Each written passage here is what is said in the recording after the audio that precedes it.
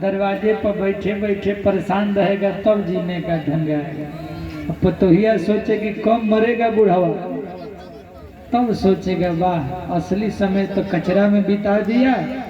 हीरा जैसा जवानी, हीरा जैसा जिंदगी इन छोटे छोटे क्षुद्र कामों में, तुच्छ कामों में, लुच्चा कामों में बिता दिया।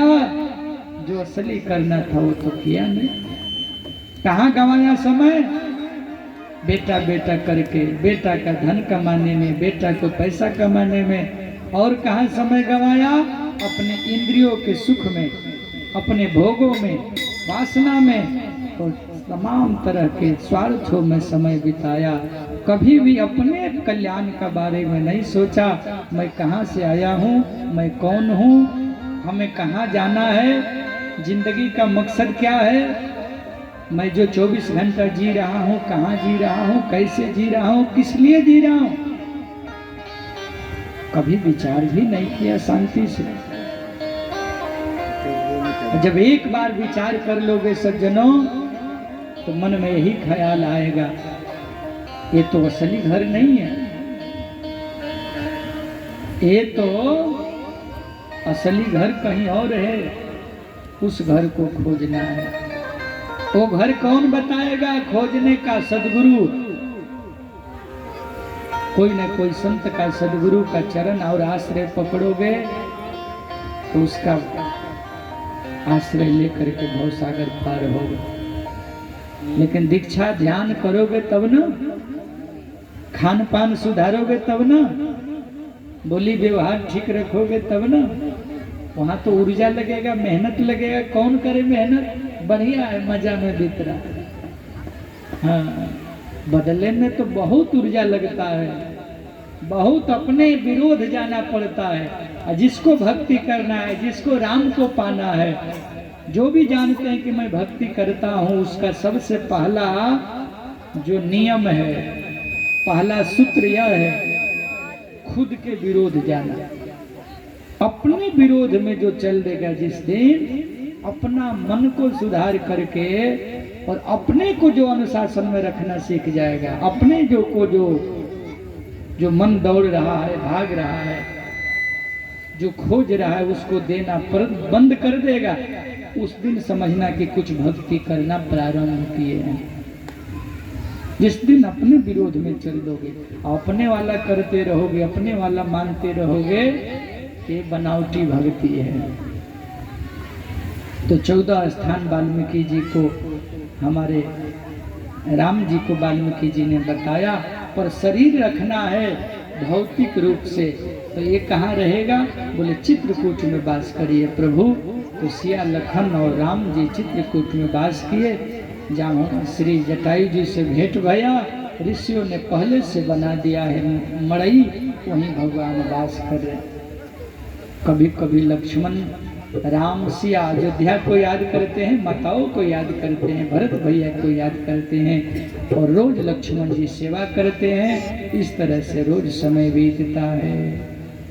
गोस्वामी जी कहते हैं, अब तक मैंने सीता राम की वनवास की कथा सुनाया, अब वह कथा सुनिए जिस तरह से सुमंत्र जी अयोध्या आए। सुनो सुमंत्र अवध जिमि आवा, कहु राम वन गवन सुहावा। मैंने अब तक राम वनवास की कथा कही, अब आप वह सुनिए जिस तरह से सुमंत्र जी अयोध्या आए। श्रृंगवेरपुर के मुखिया जी जो गए थे राम जी को पहुंचाने के लिए, प्रयागराज से पहुंचा करके जब वापस लौटे, गंगा पार किए, तो गंगा किनारे देखते हैं सुमंत्र जी महाराज अभी भी गंगा तट पर ही हैं, अयोध्या नहीं गए। 4 दिन बीत गया है। घोड़ा लोग, उनके जो जानवर थे घोड़ा, सबकी आंखों से रात दिन राम के वियोग में आंसू आ रहे हैं, राम राम करके हिहना रहे हैं। 4 दिन तक पानी तक नहीं पिए हैं, कोई घास पात नहीं खाए हैं, राम के वियोग में घोड़ा मर रहे हैं तो मनुष्य की कौन गिनती करे। सुमंत्र जी बेहोश पड़े हैं रथ पर। मुखिया जी आए, जगाए, अरे सुमंत्र जी आप तो ज्ञानी ध्यानी हैं, आपकी यह दशा। ऐसे आप करिएगा तो अयोध्या का क्या होगा। महाराज उठिए और अयोध्या जाइए। मैं कौन सा मुख लेके अयोध्या जाऊंगा। जानते हैं मुखिया जी, आज तक मैंने दशरथ का एक भी वचन ऐसा नहीं हुआ जिसका पालन नहीं किया हो। कितने वर्षों से मैं उनका प्रधानमंत्री हूँ, पर आज तक उनका वचन पूरा नहीं कर पाया, ऐसा नहीं। यह पहला दिन है जो मैं बिना वचन पूरा किए जा रहा हूँ। कहे थे 4 दिन घुमा करके तीनों को वापस लाना सुमंत्र, लेकिन मेरा नसीब, मेरा दुर्भाग्य, 3 में से एक भी मेरे साथ नहीं है, तो मैं कैसे अयोध्या जाऊँ। सुमंत्र जी महाराज को समझा करके अपने 4 दूतों को मुखिया जी ने दिया और कहा कि ले जाओ इनको अयोध्या पहुंचा के आओ।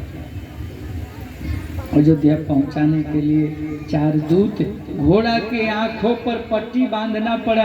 अयोध्या जाने को तैयार नहीं थे और पट्टी बांध करके उनको जैसे तैसे अयोध्या सरजू किनारे लाए।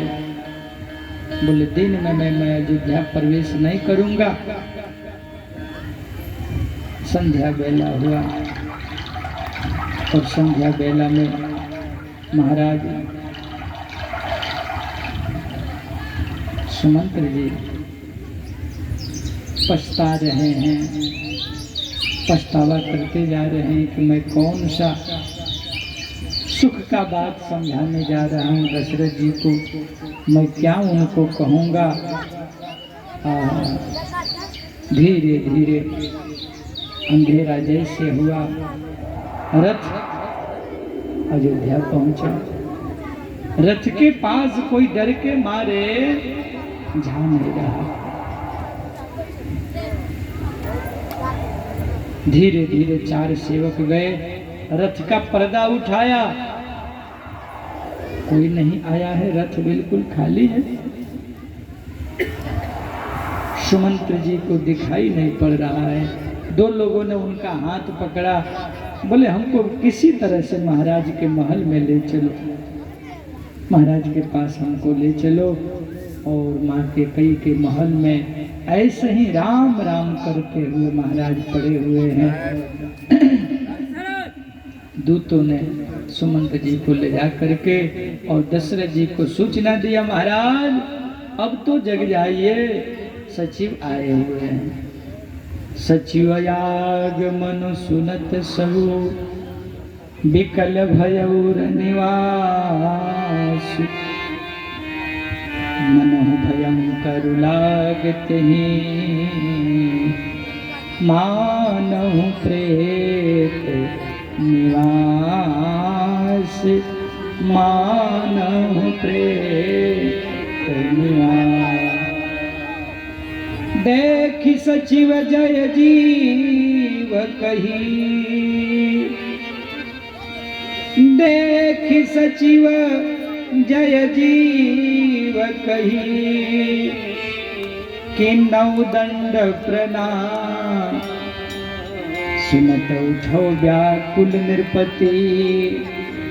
कह सुमंत्र कहाँ राम, कह सुमंत्र कहाँ राम। दशरथ जी ने दूसरा कुछ नहीं पूछा। जैसे ही सुमंत्र जी ने कहा मैं प्रणाम करता हूँ आपको, एक ही शब्द निकला मुंह से, राम कहाँ है। क्या निकला? मेरा राम कहाँ है, मेरा राम कहाँ है।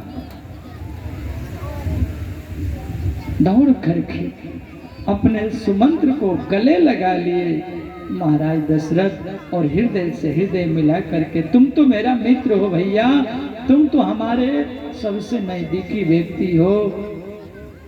हमको लगा कि मैं डूब जाऊंगा गंगा में, पर तुम आ गए तो कुछ हमको आधार मिल गया। हाथ पकड़ के अपने पास बैठाए और पूछने लगे, वही कहूँगा लखन और सिया का संदेश हमको बताओ। श्री सुमंत्र जी महाराज ने कहा कि हे महाराज धीरे रखिए, धीरज रखिए, मैं आपको सब बात बता रहा हूँ। जीवन सुख दुख से बनता है, हानि लाभ होते रहता है, मिलन वियोग चलते रहता है। आप अधीर न होइए। ये मिलना बिछुड़ना संसार का नियम है, प्रकृति का नियम है, ये कभी साथ नहीं रहता। और दुख ही मानव की संपत्ति है, इसलिए हे महाराज दुख से न घबराइए। अगर दुख आया है तो जाएगा सुख देकर, और सुख आया है तो जाएगा दुख देकर।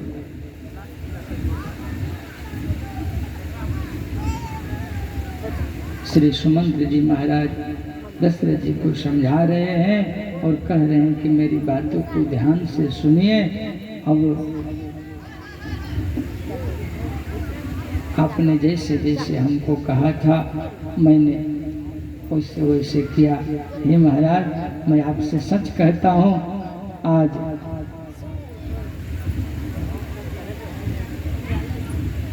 अयोध्या का एक प्रधानमंत्री होने के नाते जितना हम राम को जानता हूँ, राम को लाने में आज पहली बार हमसे आपका वचन पूरा नहीं करने का अफसोस है। इसलिए मैं आपको क्षमा मांगता हूँ। और हे महाराज, आप इस अयोध्या के जहाज के कप्तान हैं, आप अगर अधीर हो जाइएगा तो पूरी अयोध्या डूब जाएगी। इसलिए धीरे धीरे तो पाइए पारो, ना ही तो डूब ही सब परिवारों, पूरा परिवार डूब जाएगा। गोस्वामी जी कहते हैं एक बात निश्चित हो गया, तीनों में से कोई नहीं आएंगे, एक भी नहीं आए, ये बात पक्का हो गया। जो भी आस बंधी थी वो आस टूट गई। और आप जानते हैं मानव मन का ऐसा स्वभाव है, आशा बड़ी बुरी चीज है, और आशा जब पूरी नहीं होती है तो शोक बढ़ता है। दोहावली में तुलसी बाबा लिखते हैं, तुलसी अद्भुत देवता आशा देवी नाम, तुलसी अद्भुत देवता आशा देवी नाम, सोए शोक समर्पई विमुख भय अभिराम।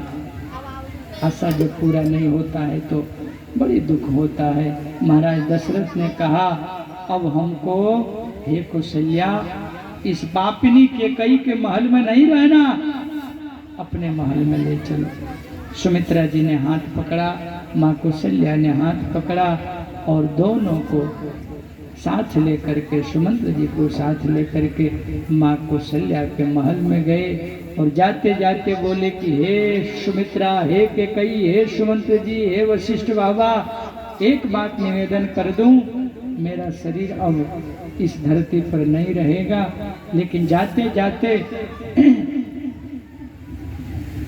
मैं एक वचन आप सबसे मांगता हूँ कि कैकेयी को ये अधिकार मत दीजिएगा। मैं जीते जी कैकेयी से नाता तोड़ के जा रहा हूँ, पर मरने के बाद भी कैकेयी मेरे स्तन को नहीं छू पाएगी, ऐसा आप लोग करिएगा। इस कैकेयी को हमारे शरीर छूने का कोई अधिकार नहीं है।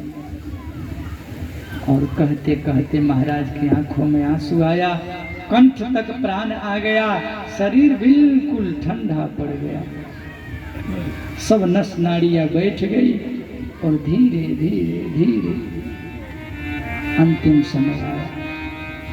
गोस्वामी जी कहते हैं अचानक थोड़ा सा हड़बड़ाहट जैसा महसूस हुआ, दीवार पर दोनों हाथ दिखाने लगे। कौशल्या जी ने पूछा क्या बात है महाराज, क्या हुआ? बोले कैकेयी दूर भगाओ इसको, ये पापिनी है। कहाँ है कैकेयी महाराज? तो दीवार पर क्या दिख रहा, क्या दिख रहा है महाराज? सुमित्रा आपको दिख रहा? बोले नहीं। कौशल्या? बोले नहीं, हमको दिख रहा। क्या दिख रहा? बोले श्रवण कुमार के माता पिता का श्राप हमको दिखाई दे रहा है। कैसा श्राप महाराज? कौन सा श्राप? महाराज दशरथ ने कहा, जवानी का समय मेरा था, मैं जवान था उस समय, शब्द भेदी बाण का मैं अभ्यास करता था रोज सरजू के किनारे।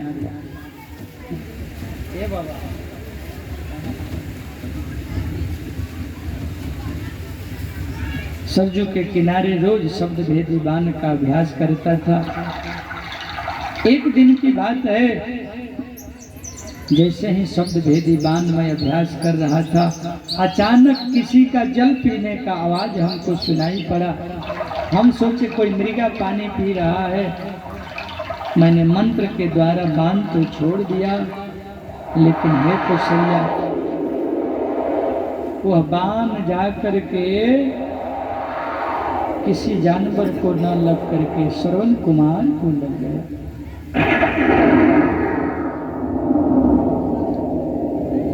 और मैं जब श्रवण के पास गया, गोद में उठाया, बचाने का प्रयास किया, लेकिन विष जो है लग चुका था।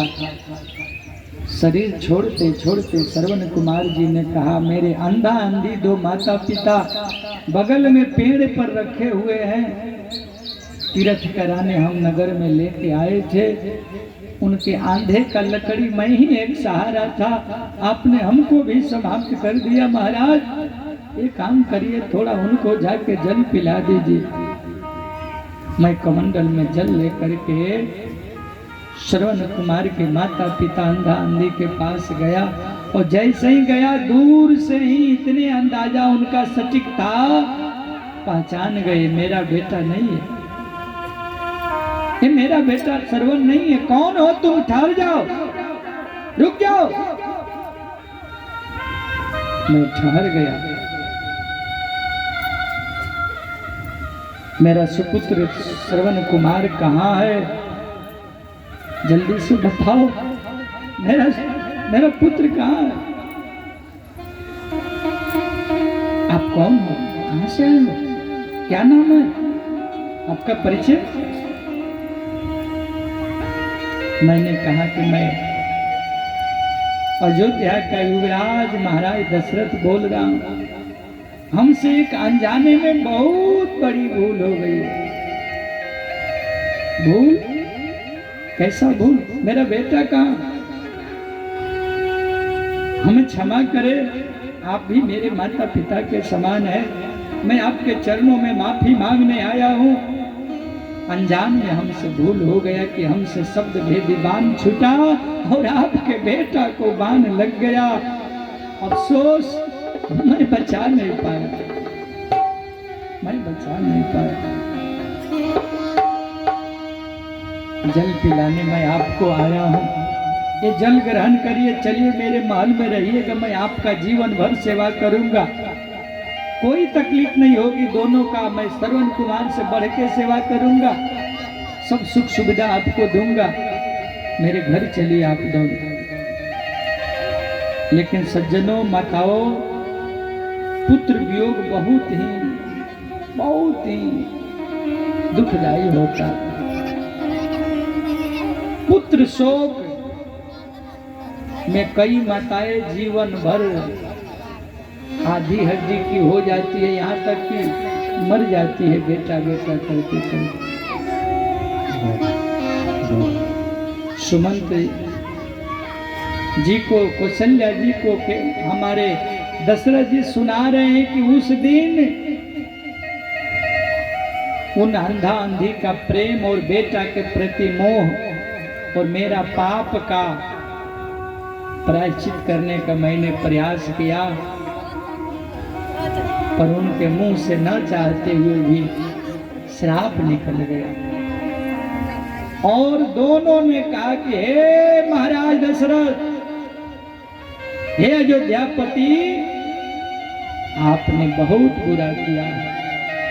एक आंधे का लकड़ी मेरा श्रवण था, दूसरा कोई सहारा नहीं मेरा था, और आपने उसको भी छीन लिया। धिक्कार है आपके जवानी का और आपके बाण, लेकिन जो भी हो, जैसा भी हो, आज श्राप देता हूं आपको, आपको श्राप देता। मेरा एक ही बेटा था ना,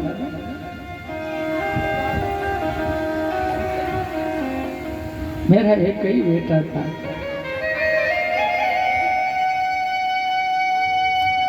लेकिन मैं जहां से देख रहा हूं आपका चार बेटा होंगे। लेकिन जब आपका मृत्यु का समय आएगा तो मेरा श्राप है 4 बेटा में से एक भी बेटा आपको पानी देने वाला मरते समय नहीं रहेगा। बेटा बेटा तड़प के मरिएगा, ये मेरा श्राप है।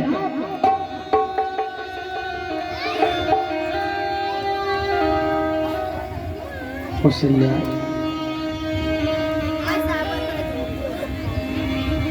सुमित्रा,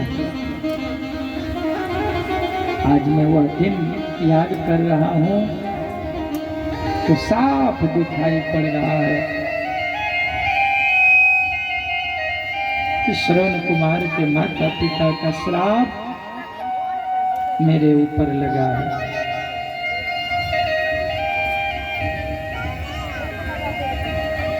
श्रवण कुमार के माता पिता का श्राप मैं कैसे लूं?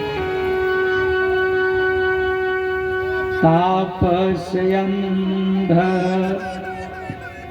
श्राप सोधियाई,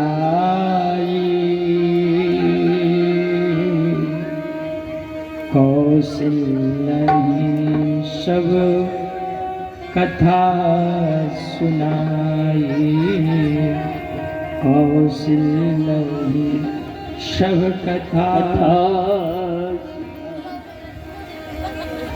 भयउ विकल वर्णत इतिहासा, भयउ विकल वर्णत इतिहासा, राम रहित धिग जीवन आशा, राम रहित धिग जीवन आशा, सोतनु राखी करब मय काहा, सोतनु राखी करहु काहा, जेहिन प्रेम पर मोर निगाह, मोर निगाह, हार घुनंदन प्राण प्रीते, हार घुनंदन प्राण प्रीते, तुम बिनु जियत बहुत दिन बीते, तुम बिनु जियत बहुत दिन बीते, हाँ जानकी लखन हार घुवर, जानकी लखन घुवर, हाँ जानकी लखन हार घुवर, जानकी लखन हार घुवर, आपी तुझित हित चातक जलधर, आपी तुझित हित चातक जलधर, आपी तुझित चित चातक जलधर, आ जानकी लखन हार घुवर।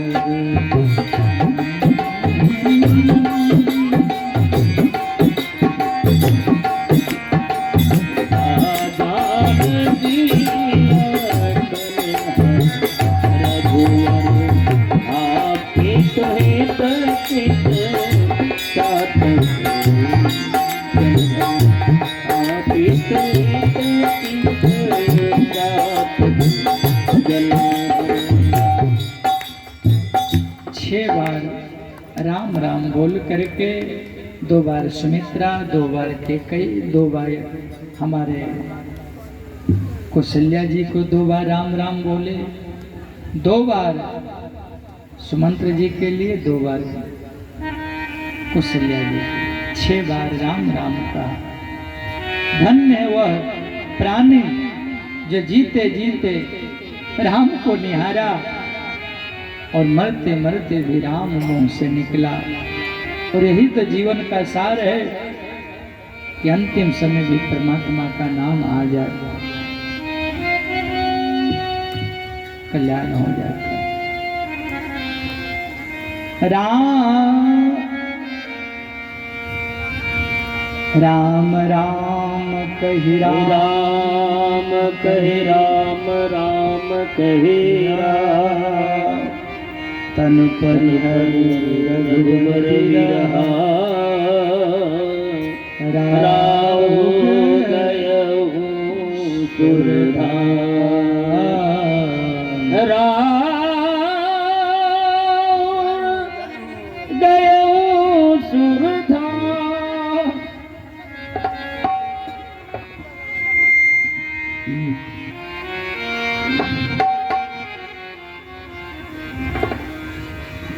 जीवन मरण का फल महाराज ने पाया और दास दासिया माताएं विलाप करने लगी। रात भर लगा कि प्रेत का निवास हो गया है, सब गारी के कई को दे रही है। इस तरह से विलाप करते हुए रात भर बीता है। सुबह हुआ, ध्यानी मुनि बड़े बड़े लोग आए और वशिष्ठ बाबा ने कहा कि भरत को बुलावा भेजो, लेकिन यह नहीं कहना कि महाराज का शरीर अंत हो गया, केवल इतना कहना कि गुरु जी ने जल्दी बुलाया है। कौशल्या जी ने कहा, महाराज कहते थे हमसे कि राम तो सूर्य है, मणि है, स्वयं प्रकट है और प्रकाश करता है, पर भरत तो कुल का दीपक है, तो दीपक हवा से बुझ जाता है। तो कहीं अयोध्या का दुख और हवा से कहीं महाराज का जो है ऐसा न हो जाए कि हमारा भरत भी हमको न मिले। इसलिए केवल इतना कहना कि महाराज जल्दी से आपको माँ कौशल्या और वशिष्ठ जी बुलाए। धावन पहुंचे। इधर जब से भरत जी सपना देख रहे हैं तब से उनको अशुभ हो रहा है। जब से अयोध्या में काम बिगड़ने लगा तब से उनको आभास होने लगा, देख ही रात भयानक सपना, जागी करहीं कटु कोटि कल्पना। संत ब्राह्मणों को प्रणाम करते हैं, गौरी शंकर को मना करके यही वरदान मांगते हैं, मेरी अयोध्या कुशल से रहे, मेरी अयोध्या को भगवान बचाए। हे बोले बाबा मेरी अयोध्या को बचाइए। इधर धावन पहुंचे और सूचना दिया, बोले विलंब न करिए महाराज, जल्दी से आप जितना जल्द हो सके आप चलिए अयोध्या, आपको बुलावा हुआ। सूचना पा करके भरत जी महाराज चल पड़े और जैसे ही चले अशुभ हो रहा, रास्ता में कहीं विश्राम नहीं किए और अयोध्या पहुंचे। पर अयोध्या वैसी अयोध्या नहीं है जैसी पहले दिखाई देती थी, बिल्कुल सुनसान, बिल्कुल सुनसान।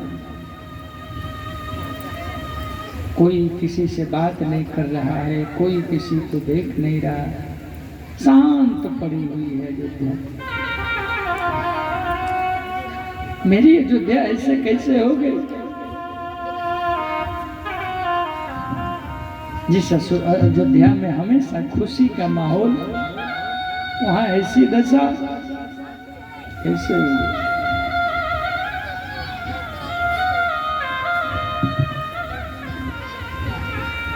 हाट बाट नहीं जाई निहारी, जनपुर दहली सिलाग दवारी।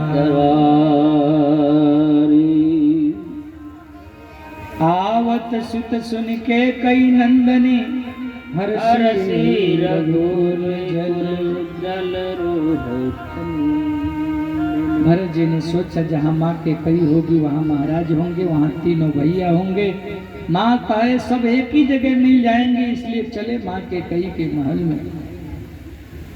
इधर के कई को पता चला कि मेरा बेटा भरत आ रहे हैं, कि कई ने तुरंत जो है आरती सजाया और द्वार ही भेंट भवन ले आई।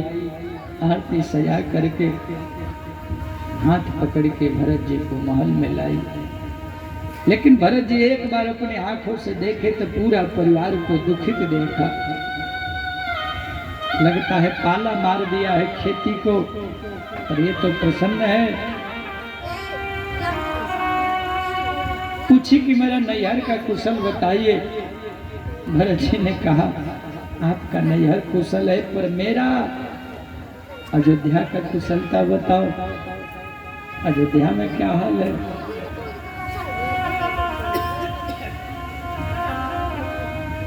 सुनि सुत बचन स्नेहमय, कपट नारी भरिनी, भरत श्रवण मन सूल सम, पापिनी बोली पापिनी बोले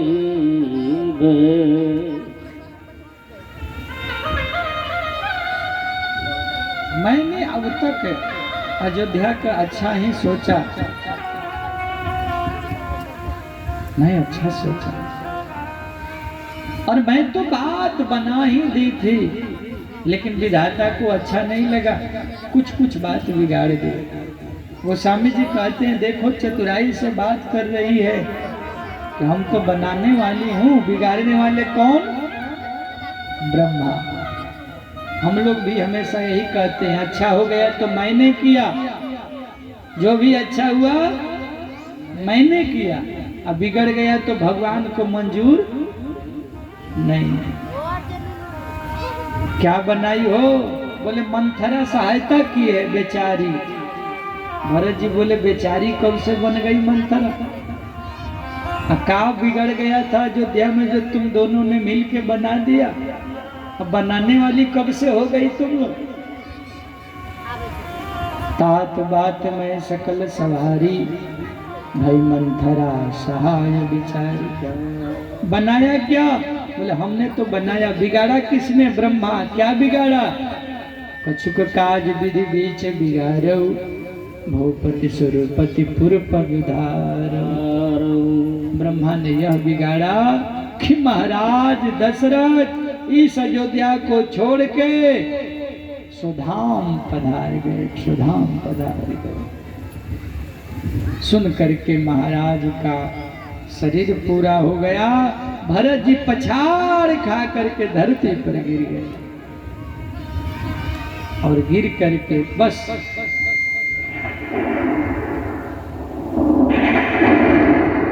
हे पिता, हे पिता, हे पिता, हे पिता, आप हमको छोड़ के चले गए।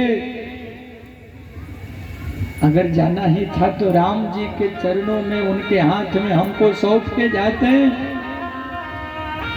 बहुत जल्दी चल गए पिताजी, इतना भी जल्दी क्या थी।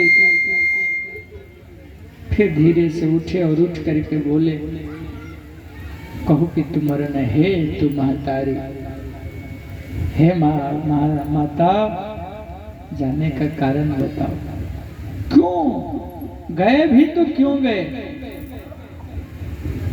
कि कई ने कहा हे बेटा जो होना है सो हो गया, लेकिन हमने जो भी किया है तुम्हारे भलाई के लिए किया है, तुम्हारे लिए किया है, और सब काम बना दी हूँ, बस तुम ऐसे न करो, मेरा बात मानो। तुम्हारे लिए राजगद्दी मांगा है, और पिता का मरण का कारण तुम्हारे बड़े भैया का वनवास है। भरत ही बिसरऊ कि तुम मरना, सुनत राम बन गौन, हे तू अपन फौजान जिया थकित रहे धरी। भूल गए कि मेरे पिताजी का शरीर पूरा हुआ है, केवल इतना सुने कि भैया वनवास को गए। आहा, पछाड़ खा के धरती पर गिरे, विलाप करने लगे और कैकेयी के बोले कि अरे हठीली, का ठानी तेरे मन में, राम सिया तूने भेज दई रे वन में। गोस्वामी जी कहते हैं तेरे जीभ में कीड़े नहीं पड़ गए, वर मांगते समय तेरा जीभ कट के नहीं गिल गया। भगवान पिताजी ने तुम्हारा विश्वास कैसे कर लिया, क्यों ऐसा हुआ। विधौन नारी हृदय गति जाने, सकल कपट अघ अवगुण धन।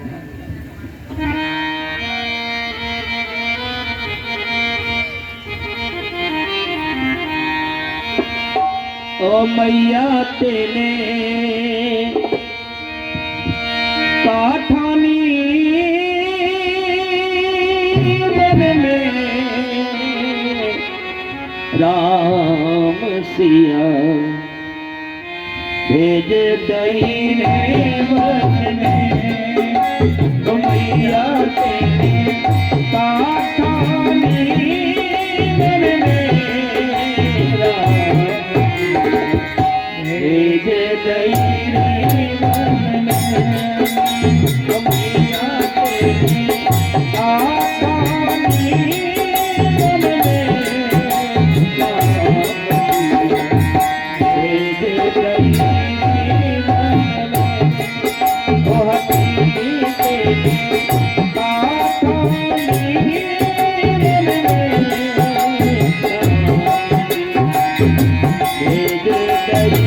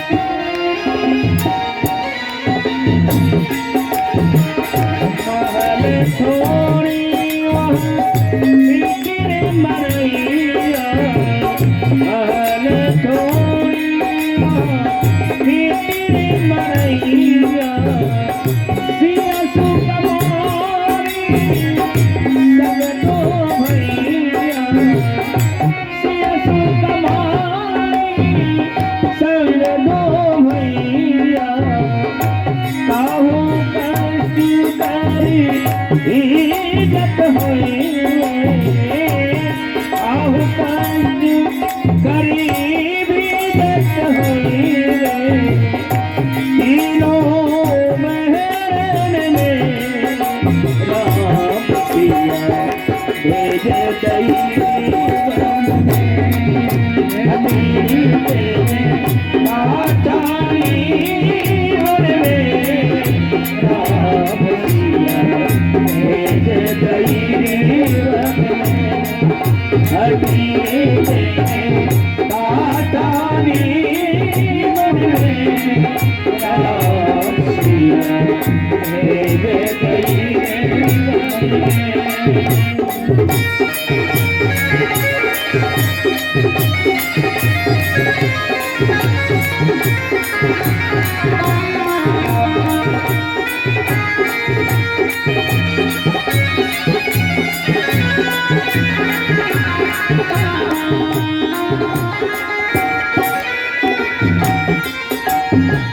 कौशल्या की जिन रही वारी कौशल्या की छीन रही वारी रो न सकी मेरा चिरागी रो न सकी मेरा चिरागी कई तू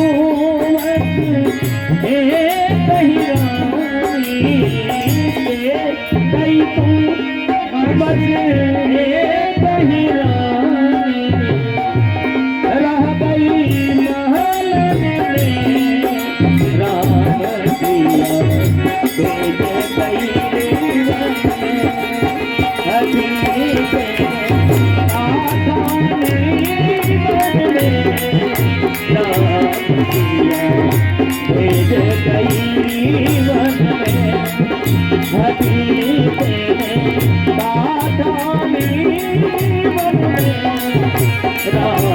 सिया भेज गई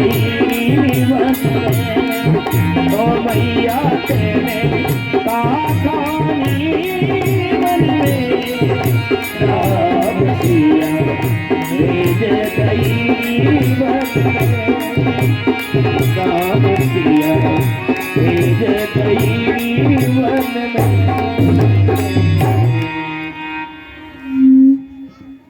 महाराज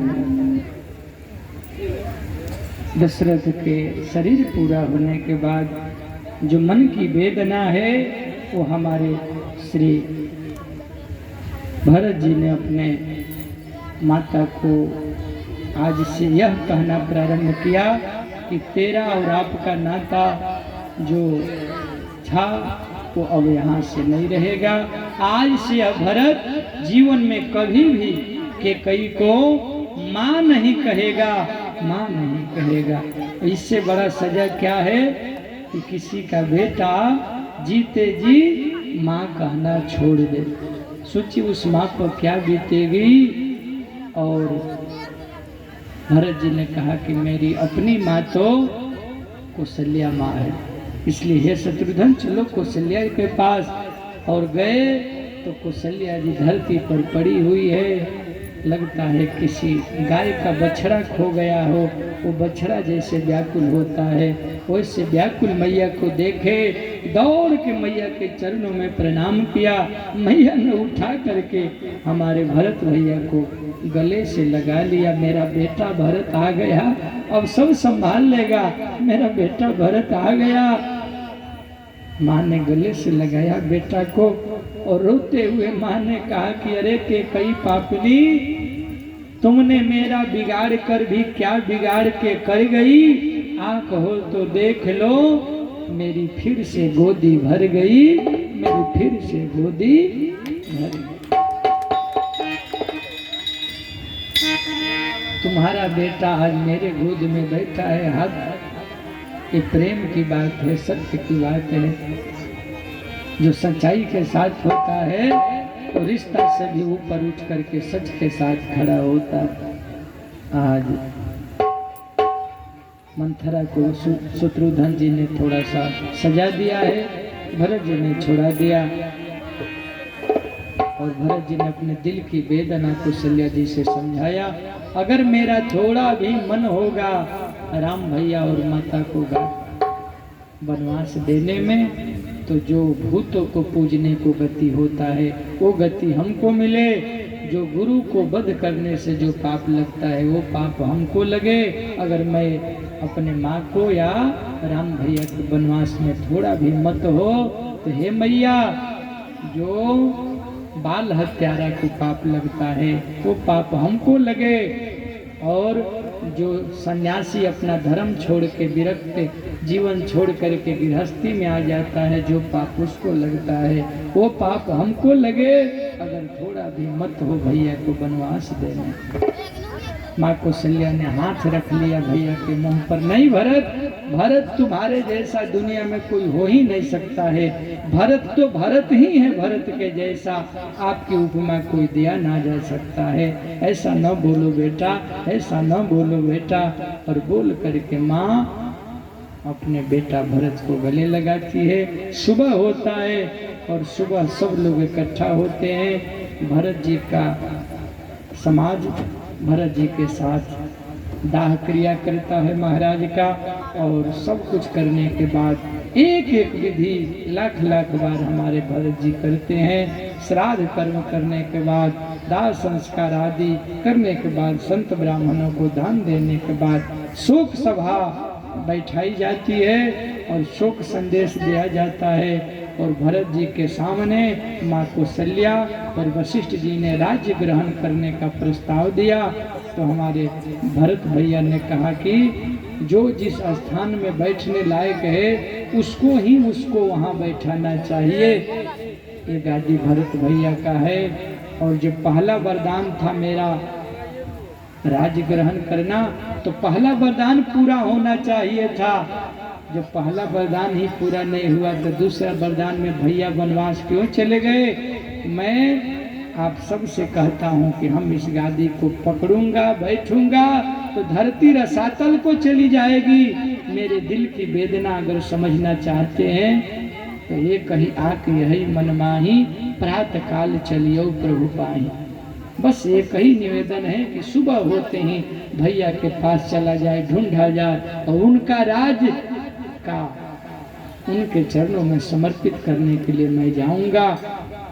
देखे बिन रघुनाथ पद जिय की जननी न जाए। ये जो वेदना है, जो दिल का दर्द है, ये विरह तब तक नहीं मिटेगी जब तक हम भरत भैया, जब तक राम भैया के चरणों में अयोध्या की गादी नहीं सौंप दूंगा। पूरी दुनिया ने ताली बजाया और भरत को कहा कि वाह रे भरत, आपके जैसा दुनिया में भाई नहीं मिलेगा, आपके जैसा भाई नहीं मिलेगा। और माता कौशल्या की आंखों में आंसू आ गया। ठीक है, कल की बात निश्चित हो गई। कल हम सब राम को ढूंढने वन को चलेंगे। अयोध्या में कोई रहने को नहीं तैयार था, कोई जोगिंदारी करने को तैयार नहीं था। जैसे तैसे 8 लोगों को रखा गया। बालक, वृद्ध, छोटे बड़े, ऋषि मुनि, हित रिश्तेदार सब इकट्ठा हो गए और सब चल पड़े राम जी को ढूंढने वन में। भैया भरत के साथ पालकी में माताओं को बैठाया गया। बुद्धिजनों, सिद्धजनों को लेकर के आज चल पड़े सब लोग। कहाँ? चित्रकूट। भैया राम जी को मनाने के लिए भरत जी चल पड़े। बोले राजा रामचंद्र भगवान की, गौरी शंकर भगवान की। तो हमारे भरत जी चल रहे हैं वो चित्रकूट के तरफ। उनकी जो कथा है वो शेष कथा हम लोग दर्शन करेंगे। उसके पूर्व आइए हम लोग सूचना सुन लेते हैं, फिर भरत जी की राम जी की मिलन करा के कथा विराम लगी। इसलिए पहले आप सब ध्यान पूर्वक हमारे दिलीप जी से और उत्तम जी से सूचना सुने, फिर शेष कथा का दर्शन करें।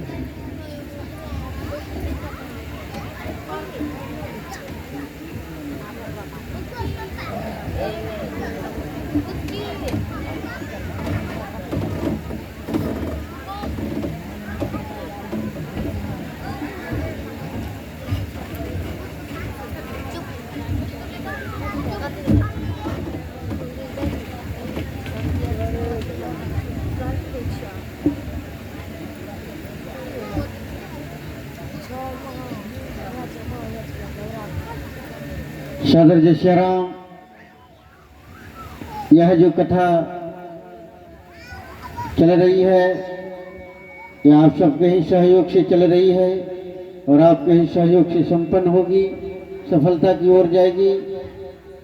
कथा का आज 7वां दिवस आप सबने कथा के माध्यम से श्रवण किया और आज की नगर भ्रमण आपके ही ग्राम 6 नंबर वार्ड से प्रारंभ हुई थी और दक्षिण टोला से प्रारंभ हुई थी और 4 नंबर वार्ड तक हम सब प्रवेश कर चुके हैं।